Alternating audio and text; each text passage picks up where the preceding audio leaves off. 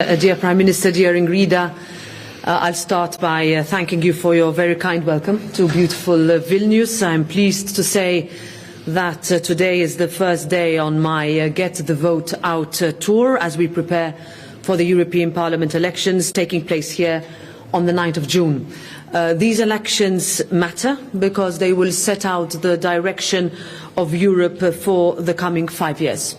Because this country's elected representatives shape policies, they adopt legislation that affect us all, from digital matters to health matters to security to migration to climate.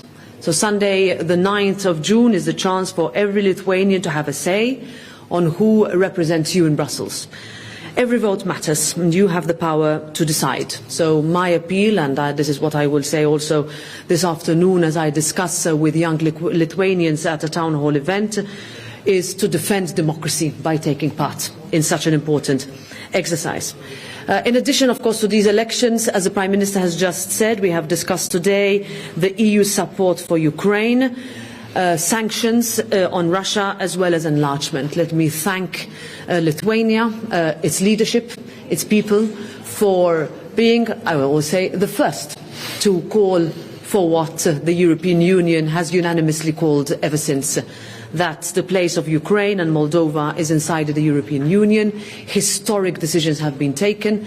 If, because of an unprovoked, illegal and unjust invasion by Russia in Ukraine, we have, as Europe, been very ready to open up our hearts, our homes, but our Union most of all. So looking forward, Ukraine, Europe will not, this is the position that I carry for the European Parliament, waver on its support to Ukraine, whether it's financial, whether it's political, whether it's military support, because Ukraine is not only fighting for its own territory, but as now an EU candidate country, it is also fighting for our European values and, so importantly, our collective security. So Europe must continue to show unity and solidarity, and that is what we look forward to. And that means that on the 1st of February this year, at the Special European Council, we must also find an agreement at the EU level on the continuation of our financial support. Ukraine is very much in need of such support.